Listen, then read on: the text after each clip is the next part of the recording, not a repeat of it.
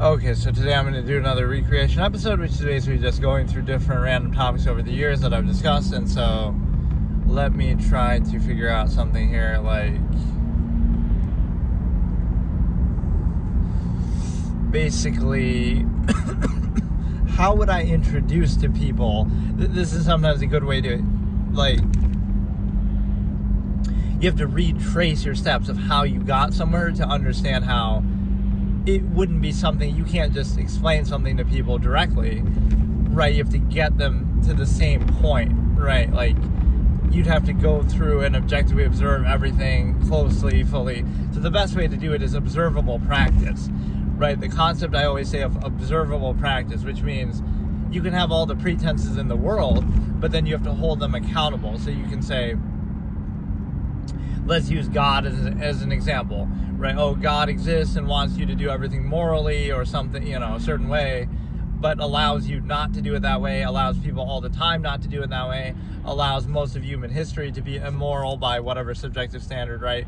We would agree most of history is subjugation and war and whatnot.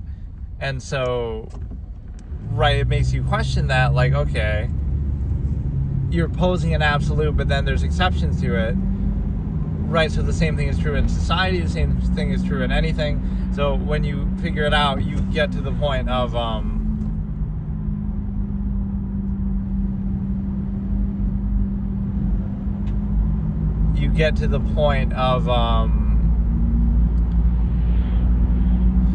that, why would that be allowed? Or again, any sort of pretense is inconsistent.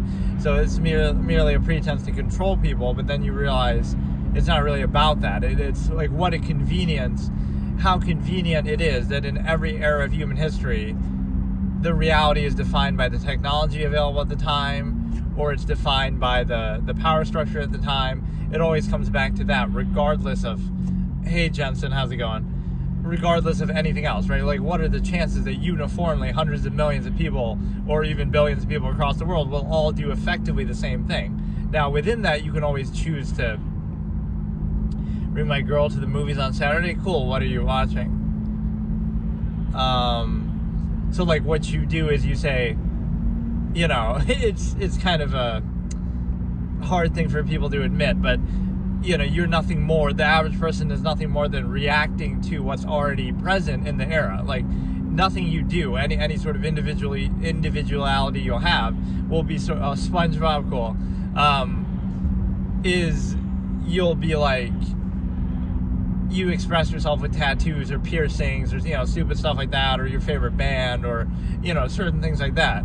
But in a meaningful way, your life is fully controlled and you're just reacting to it.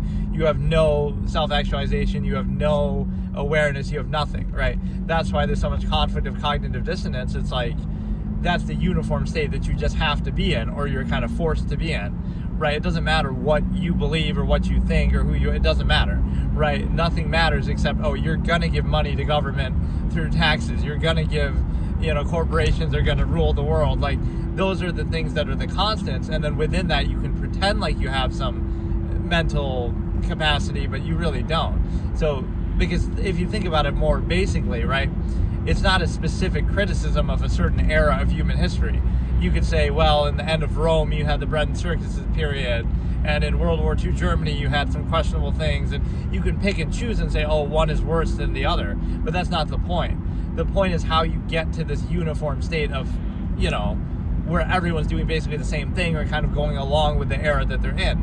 The problem with that premise is, if everyone objectively thought and self-actualized for themselves, you wouldn't have that uniform basis in the first place, right? You wouldn't have 300 million people in the US doing the same thing, or you wouldn't have 8 billion people on the planet, whatever, like, living in roughly the same way. Obviously there's some exceptions, but you'd have tribes, you'd have, minimalists, you have people living out in the woods, living out in the jungle, you can't really relegate that. So this notion of anytime you have this uniformity across the board, what does it tell you? It tells you that it's been forced, right? It's been forced through empirical authority, like throughout history, we've seen that happen. So the credibility of a mass of people is always in question there, because you understand that right, there's actually nothing to it. You would, if you were born in China, you would support China or go along with that. Or if you're born in, again, any historical empire, you would go along with that. So what it tells you is normalcy. The word normal in any era just means like, oh, you go along with the way things are, mindlessly, uncritically, and just that's it. Right, so it's not a compliment at all. It's actually a negative that, oh, you're just a mindless sheep, and normalcy is how you're controlled. And if you can't be controlled, then you'll be labeled, then you'll be attacked, right? Every era has its own way of doing that. Oh, you would have been considered a witch because you do something outside of society. Like, even in a literal sense, too. Like, oh, some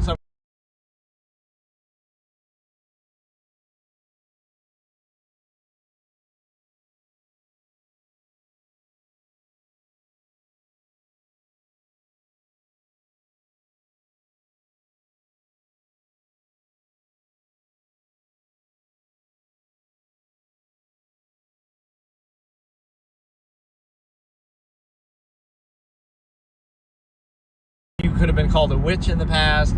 You would have been called all kind of other things. Oh, it must be the devil. It must be they're possessed by the devil or something. And then in the modern time, what is it now? It's a very sly, very deceptive thing. And with my whole interest in psychology, I find it very disgusting that like it's the weaponization of medicine and science. Like, oh, it's some medical condition that people have. Like, why do they have to have a condition? Oh, because they can't be controlled. Because they don't go along with exactly what society tells them to do, right? So, oh, they have this condition that's not even a real thing, right? Whatever labels you want to think of in the modern day that are always used. Those are not real things. Now, how do I know they're not real? Because they involve, for example, language. They say, oh, you have to interact a certain way, and if you don't, you have this condition. Really? So, the inherent human being doesn't have a language. There is no language. So, what is that?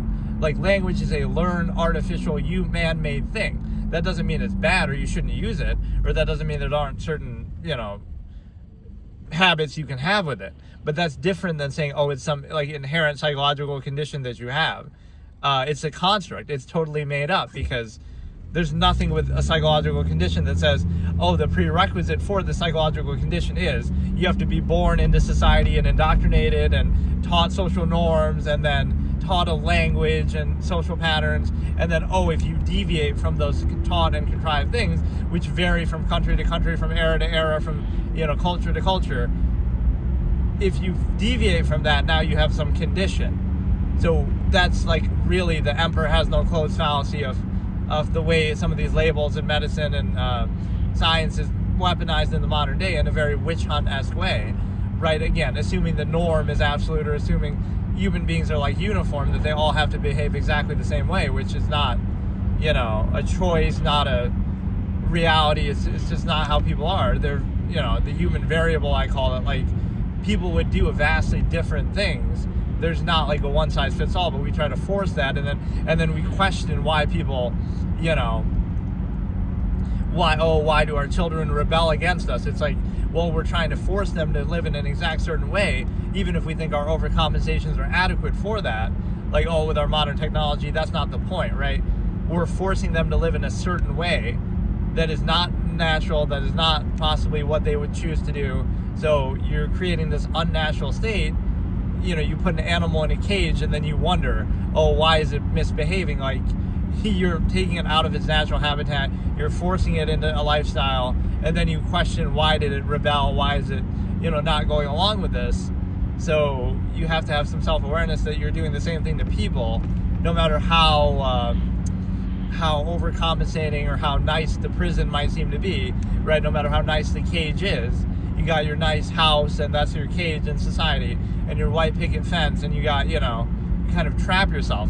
This is my minimalist ideation, where I say, like, possessions are actually there to hold you down and hold you back, right? You could be at peace and content in nature. You could sleep on the floor, on the ground. Like, you might be at peace with that theoretically, or you'd have nature all to yourself. But even that is sort of monopolized and prevented from happening. But the point is that there's no right you have, like, I can't remember exactly how I said it, but I had this expression, like, you'll have more possessions than you ever know what to do with, right, in your life. you'll never use everything that you have, that you work to earn and stuff like that, or it's just a zero-sum process, or so like the minimalist would have less, but they would fully appreciate it or fully use it, or there wouldn't be like this overextension and cognitive dissonance of you go to one extreme, the imbalance overcompensation concept that I talk about. So for example, you create this imbalance in society, like you're heavily indoctrinated, heavily inhibited, heavily reduced to structure, like whether it be at school or work or whatever, social, family and stuff. So you're in this very heavily inhibited state that's very unnatural and goes against your inherent nature, and then you wonder why, or then you do something extreme on the other side. Oh, then we're going to go to a bar and drink and try to, be more in line with our inherent nature. And so that's like a sad commentary that you need externality or like some sort of substance to let you be your inherent self. You're not allowed to be your inherent self, and then you only have permission to do it in certain environments, in certain times and places. And even then, you're so used to not being at peace with your inherent self that you can only unleash it by drinking alcohol, right? You could do the same thing anyway, but you're taught and trained so heavily not to, that now you act like, you need that, right? You need substances to unlock your true self or inherent nature, or to be uninhibited. That's really what it is. You're so indoctrinated, so heavily controlled in your mind and every area of your life, that even to break free of it, you need permission from that contrivance state just to be temporarily free of it. Like, on the weekends or on a holiday or whenever it tells you, right? Only then can you be free of it. And even then, you can't be free of it still in your mind, because your mind is still trapped in this contrivance state that you're indoctrinated into. No, even then, you can only be free of it when you need an external substance like alcohol to dumb down your senses. Now you can be free. Like, why couldn't you just do that on your own? Why couldn't that be the natural state? Why couldn't you always be at peace with that, even for functional basis? But you have to realize what you're doing. Like, you're struggling to get things that you don't even need, right? More than you need, because people, naturally people need very little. You don't need that much to eat. You don't need the luxuries that we have. You don't need technology. So all these things you don't need. Not saying you can't have them if you want, but like, if you're struggling to achieve something that you don't want or you don't even need, then what is the point of it, right? Like, you can't really say, modern society, you struggle with the whatever, like, you struggle working for some big corporation, unqualified empirical authority, and you do it to make money and to live a certain life. But none of that is actually valid. What if you say, I'm fine eating one meal a day, and I'm fine living out in the woods, and like, so if you're fine with that, then what? Like,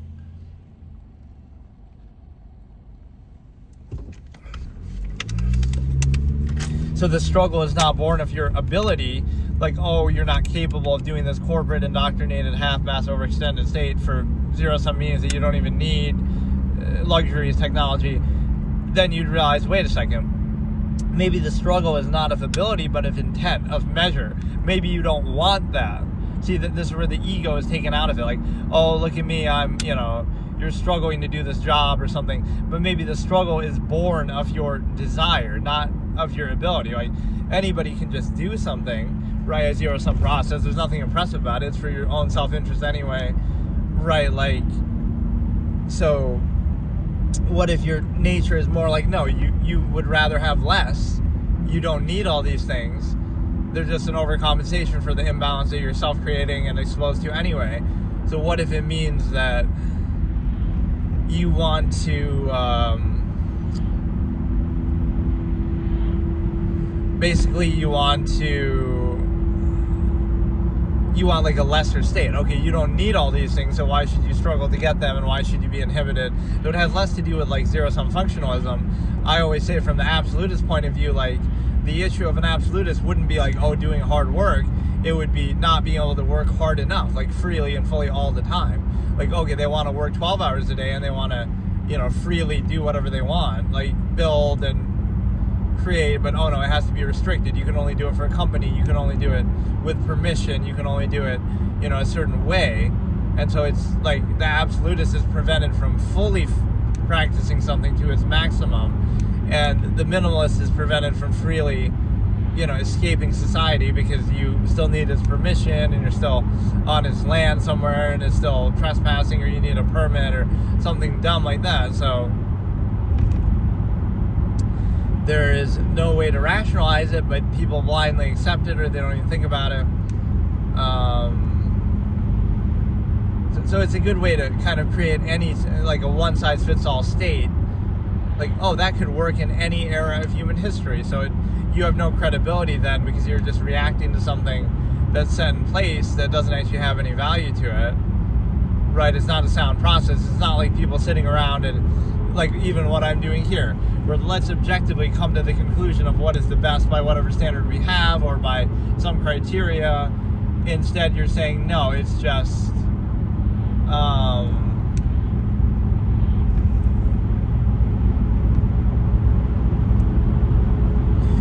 No, you just go along with whatever the era is already like. Right? What are the chances that everyone just goes along with that? And then if you think about it, that's somehow, it's a bad thing for you to think about it, or it's a bad thing for you to, question it, or there's some sort of gratification, look how well I can tolerate or overcompensate for contrivance, but the modern contrivance state. But what if that's not what you want? So you can invalidate all that ego of look how much I struggle or succeed within the contrivance terms of the modern day. But then what if you say, but you don't want those things, you don't need those things, so you're a minimalist, you don't want anything, so then what? But then you're still expected to be controlled and inhibited by it. That's how pervasive it is. A good example of that is obviously the stimuli acme. Even if it doesn't apply to you, it'll be projected onto you, or it's expected of you to value that, or you'll be perceived.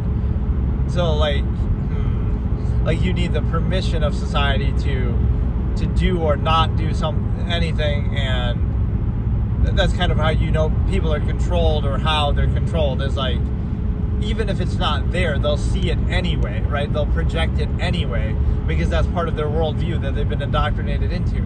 So even if it's not true, and even if it doesn't apply, they will still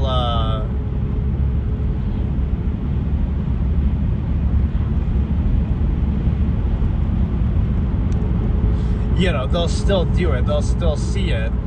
So it has nothing to do with reality, right? It's delusional. They're seeing things that aren't there just because they have to, because they can't perceive the world any other way. So again, the stimuli acme is a strong one there. That'll always be projected as an intent or an incentive that people have, even if they don't, right? You could be asexual, you could be, whatever, but you would have to somehow justify that, right? That'll be projected as an intent, because people can't think of any other measure or motivation that anybody can have. So the unconditional or the neutral really exposes contrivance. If you don't want anything, pretend, again, you're a minimalist, you don't want anything, you don't need anything, or you're also an absolutist and you're the world's first trillionaire. So wouldn't those things be sort of trivial to you? You don't need money, you don't need anything, right? You have orgies all the time. You're you're a minimalist and you don't require or desire any of those things, or you're an absolutist and you fully practice those things. Either way, to the utmost. So either way, the half-mass gratification or structure would be invalid. You're walking around public and some girl thinks you're hitting on them, and it's why would I, again, in either scenario, they're a minimalist, they don't care about sex, or they're an absolutist and they have sex with 20 people every day at once. So why would they care about this lesser thing that you're projecting, right? So it shows you how shallow the observer is there, the half-mass human function in a contrivance state. You're projecting it so hard, but it doesn't even make sense that it would apply to them, because they have so much, right? They're either doing the same thing times 10 or not at all by choice. So right now that it's unconditional, it shows you how much they're controlled by it.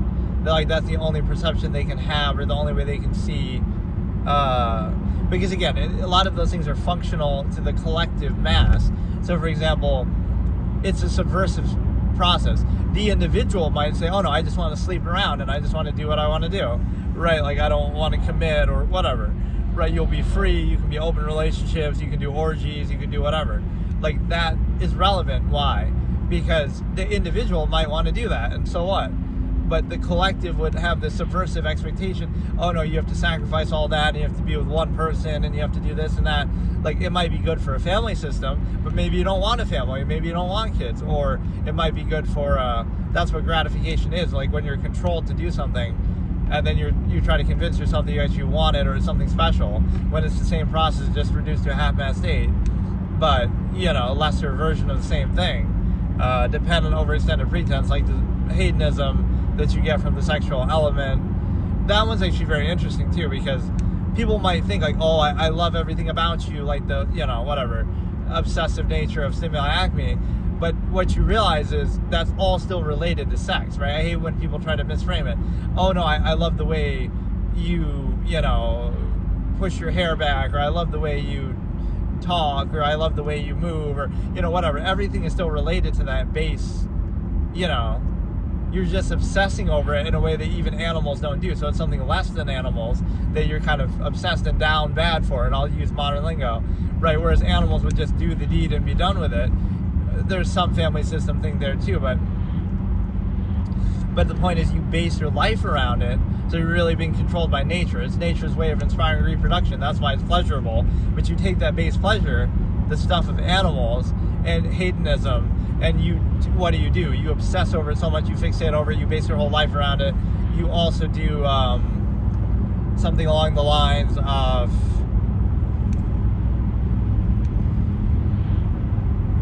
really, you'll say, oh, there's a chemical reaction that happens in sex and this and that. And you may be right, obviously, but that's nature's way of trying to inspire that. So you're nothing but a pawn for nature. Like, you pretend like it's actually what you want, or, oh, look, it's love, it's meant to be. It's a hedonistic response to try to inspire reproduction, which, so again, the longevity process is one fallacy here. And again, just stimuli acme preservation to say that,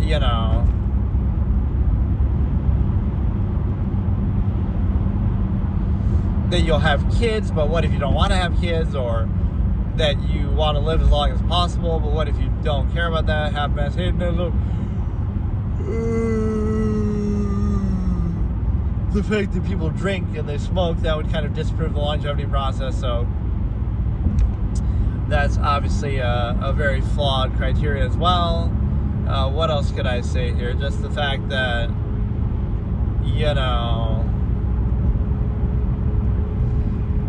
again, the projections are so strong.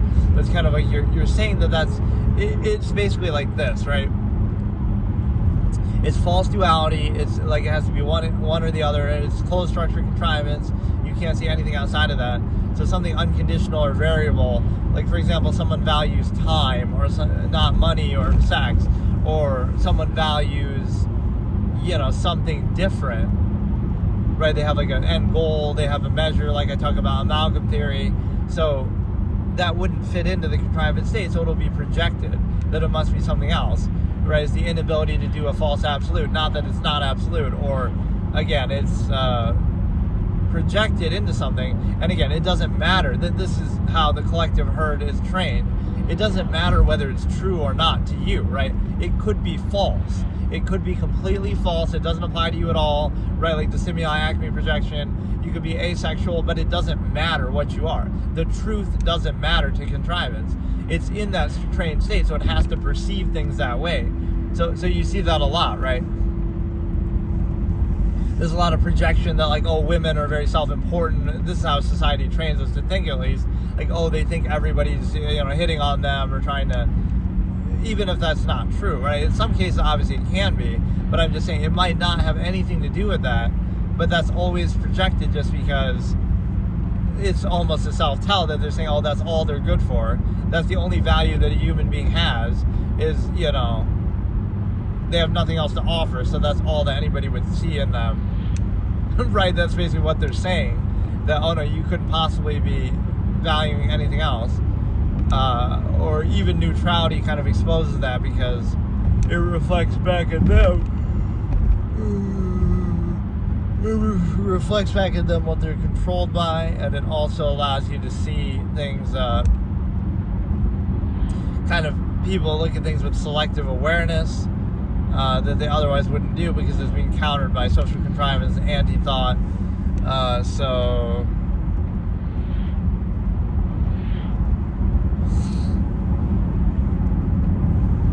I don't know. These sessions are a little harder to do when I don't have like a clear topic of what I'm talking about, but this one was pretty good. It's just kind of like you have to, the core point I was trying to make was the accountability of whatever pretenses posed, whether to justify a society or a specific power structure or whatever, a lifestyle, authority. It would have a pretense, like, oh, the reason for this is because of blank, because of efficiency or productivity, but then you hold it fully accountable and say, okay, so then if I'm more productive or I create a more productive company, then I Darwinistically, right, will invalidate that one, and then I can do whatever I want. I'm validated because of that. So, right, so in other words, it's not a standard, it's just a reaction to an empirical position that you're already in. So, for example, authority would have to be based on something else because, right, like I say, the rule by omission protocol. How did the mediocre rule over the masses? They don't do it by pure merit because that you can't guarantee, right? Merit would be variable. Merit would be, you know, any random person could just be better at something and then rise to the top or invalidate a process. How does a power structure remain in control for so long or in a uniform way? They appeal to something else. They appeal to like emotion or ego, or they bypass critical thinking, right? That's how they do it. So, because if the world was a true, pure meritocracy, then there wouldn't be any sort of empirical basis. It would be like, oh, your actions speak for themselves and that's it. There is no need for like some cult of personality or, you know, individualistic, like then you'd focus on the results or the actions. You would say, this result or this action speaks for itself. It doesn't matter who did it, right? But the action, I understand the desire to give people credit, but right, the action itself would speak for itself, and that's variable, not the person, because, you know, it's just, when we personalize things, it kind of defeats the purpose, or it kind of obscures things, because you would say,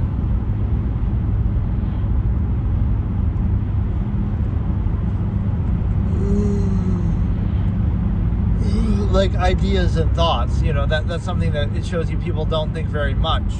So they specify and personalize everything. Instead of realizing anybody can think anything at any time, and that's the infinite objective mind, the nature of it, right? It doesn't mean it defines you, but that's how people think in day-to-day life in a very narrow, myopic way that would, you know, everything you say or do or discuss, like even I'll use my example here.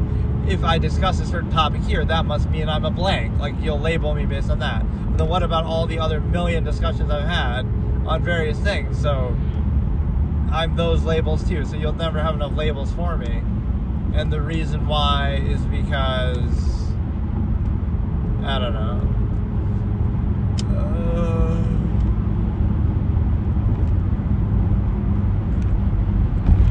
Right, like you could consider something different moment to moment, even opposite things.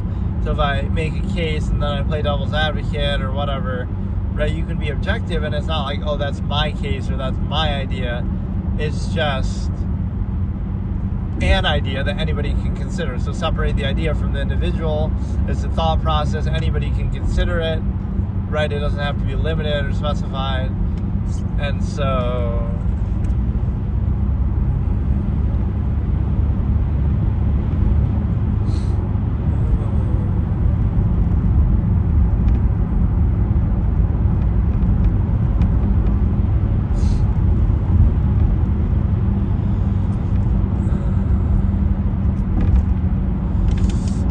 what else can we discuss here? We can basically look at the fact that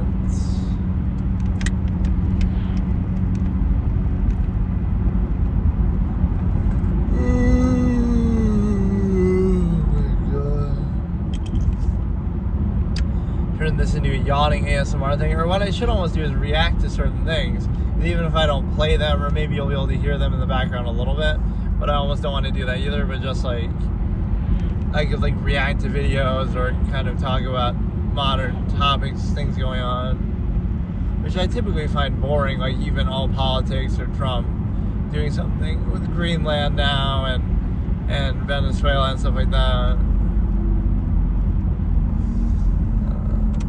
But no, like the whole logical razor with Trump that I always use is like, you know, he's exposing flaws in the system, but it's a good kind of self-awareness check because, you know, people want to specify, oh, it's only him or he's the bad guy. But what if somebody did that, like very self-aware and sacrificially, like they want themselves to look bad so that you realize how bad the system is or how bad the process is. But in this case, people only want to focus on them and say, oh, they're, you know, like it's like shooting the messenger. You're saying like the whole system is broken, everything is bad, right? But look how easily it can be exploited, right? Like they're trying to do you a favor because they're trying to show you, like, look how broken this is, look how bad this is. But then what do people do? They don't take that lesson out of it. They say, oh no, it's your fault for doing those things, you see? But everybody does them. It's just you're only aware of it now selectively, right? That's the nature of the process. You don't think Obama did the same, you know, bad things. You don't think George Bush did the same things. And so when you make it about the individual, you're missing the point, right? If a person wants to sacrificially show that, like, okay, let me show you how bad this is, or let me show you the nature of the process, but then you don't take the lesson, you say, oh no, it's just your fault, because you're, you know, like even Elon Musk in a similar way, right? He's very open about what he thinks. He talks a lot, he, you know, tweets a lot, whatever. So you can disagree with that and whatever, but then people act like, oh, we're going to boycott him and stuff and his, you know, products and companies. But if only you knew what everybody else thought. Do you know what everybody, you know, what Jeff Bezos thinks about everything? No, but he's not going to tell you, or he's going to play the politically correct line. So that element is artificial, and even political correctness is such a construct because it's the kind of thing that the individual person doesn't care about, but then all of a sudden, you know, the media and stuff does. So they kind of define it or dictate it.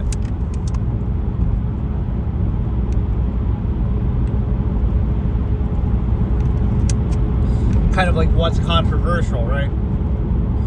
What defines controversial? Like anything can be controversial, or, you know, just uncommon or whatever. Like either it's true or it's not. Either it has substance to it or it doesn't. So it's so dark for like fucking, what time is it?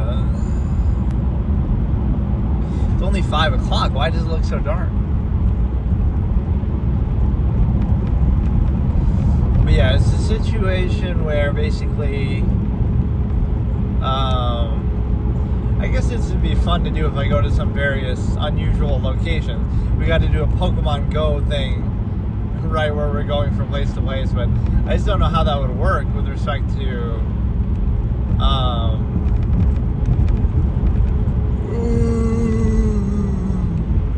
if I could do it in the car or what. Yeah, there's kind of a sad commentary that that's what it takes for people to go outside or to actually do something.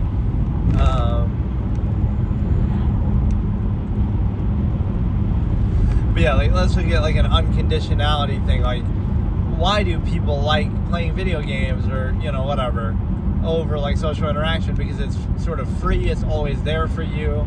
Right? Like it's open-ended. You can do it as much or as little as you want. You don't have to like rely or depend or wait or kind of trust or whatever, right? You can just do it as much as you want, as little as you want. It feels like it's always there for you,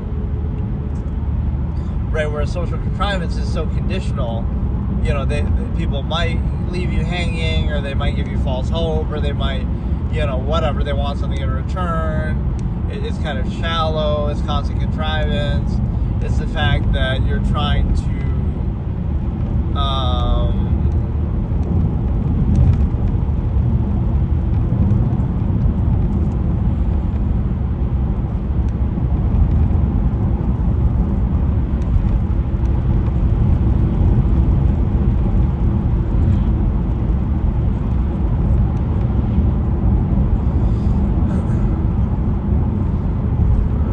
I wonder how many people actually do this. I've seen people doing it, but I don't know if they're like doing DoorDash or they're kind of just showing their face. like where they actually stream while driving or something. I mean, I definitely enjoy this more than like as if I was walking around. If I was walking around, I wouldn't want to talk, in public, I wouldn't want to talk like this. And the reason why is because it seems odd, or I can pretend to be talking on my other phone, right, so that it simulates it, but even though what I'm saying wouldn't make as much sense.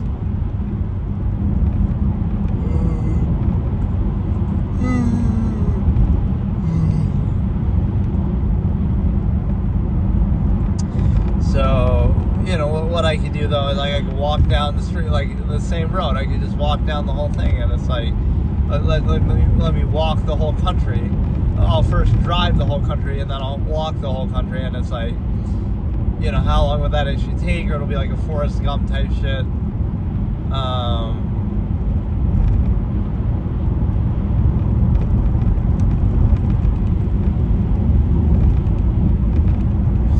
Yeah, I was looking at this thing, the Star Bat Mini.